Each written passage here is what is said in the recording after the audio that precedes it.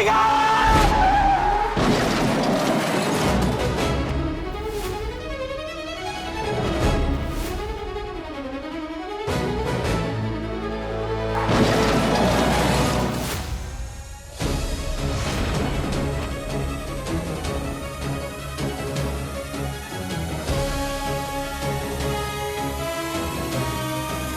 रिक्षा आहे आमच्याकडे रिक्षा.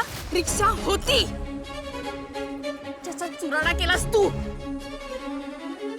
काही चुरलं नाही आमच्या हातात.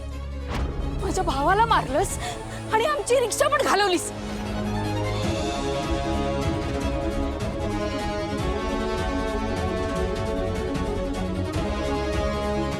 एकदा विचार करायला हवा होतास की आपण समोरच्याचं फक्त घर नाही उद्ध्वस्त केलं, तर पुन्हा उभारायचे सगळे मार्ग उद्ध्वस्त केले.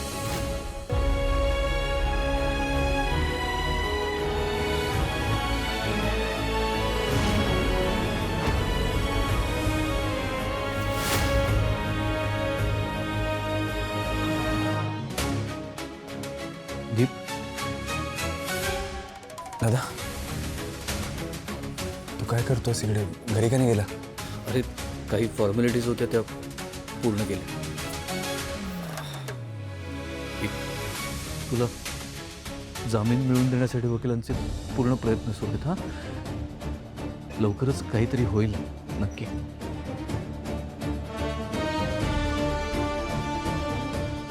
तुला काहीतरी सांगितलं मी. ऐकलं ना मी. ए काय काय झालं दीप? ऐक ना, काय झालं? कसला विचार करतोयस तू? दीप हे बघ, कसं मनात नको ठेवूस. बोल ना, काय काय झालंय? कसला विचार करतोयस? बोल. राहून राहून एक गोष्ट खाते मनात. कुठली? आपण फक्त त्या दोघांना मारलं नाहीये, ते अख्ख्या कुटुंबाच्या स्वप्नांचं जीव घेतला.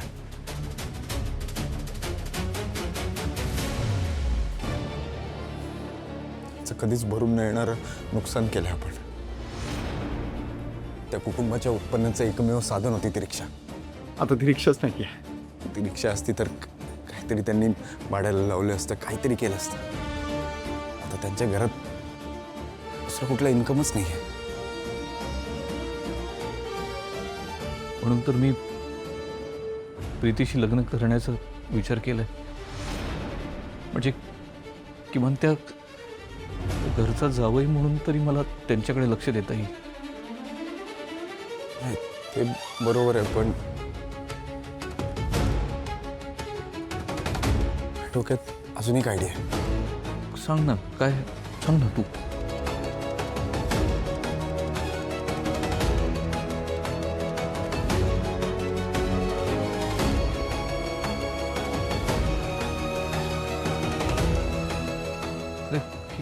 खरंच चांगली आयडिया आहे. मी लगेच काहीतरी करतो. हां, याबाबतीत. हां चालेल. काळजी घ्या. तू जा जा.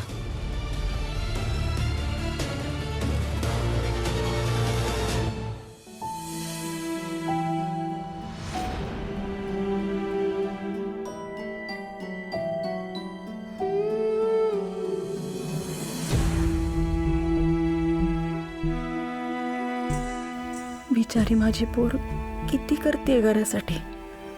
देवा माझ्या मुलीला योग्य मार्ग दाखव, तिच्या प्रयत्नांना यश दे.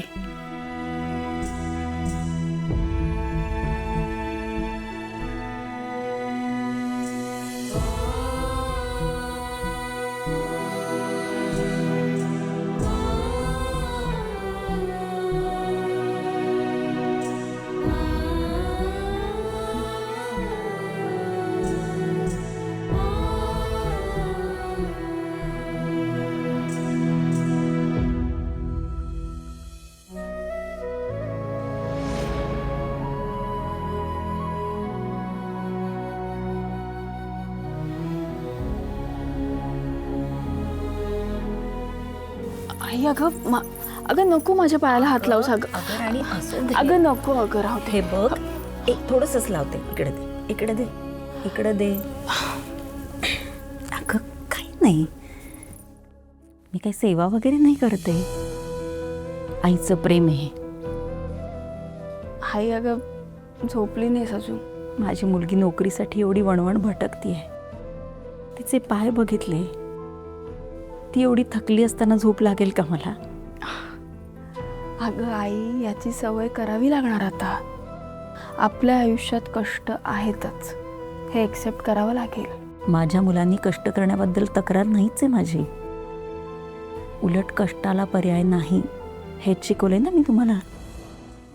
आता अभिचंच बघ ना, किती लहान वयात त्याच्यावर जबाबदारी पडली या घराची, पण कधी लेकरानं हो की चूक नाही केलं. उलट सगळी जबाबदारी स्वतःच्या खांद्यावर घेतली स्वतःहून. दिवस रात्र कष्ट केले, हे घर उभं केलं, तुम्हाला शिकवलं.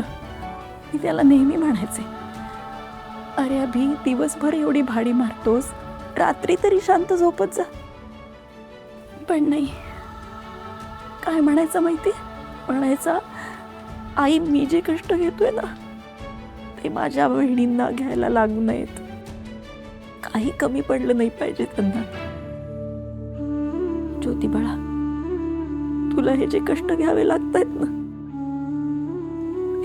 ते उभ्या आयुष्यात घ्यावे लागले नसते ग, जर आपला अभि.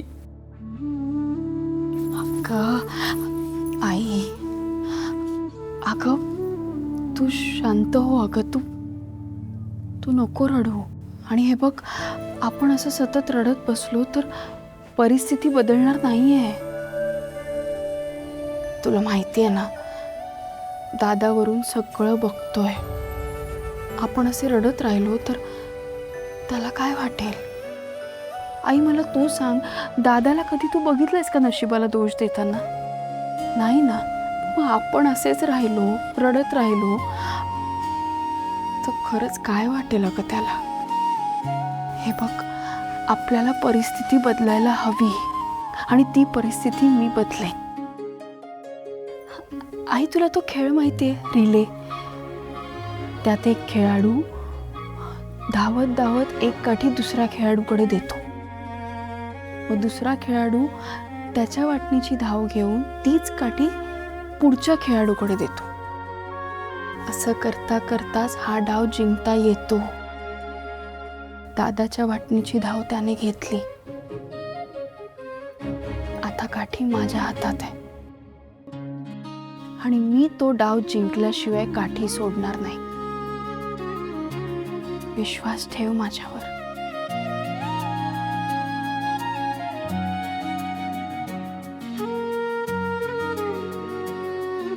आई, तू ना खूप खंबीर राहा. दादा असताना होतीस ना अगदी तशीच.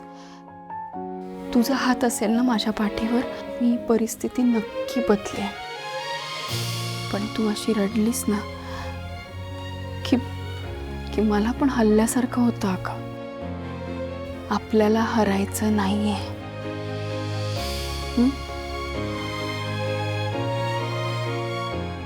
किती मोठी झालीस ग बा.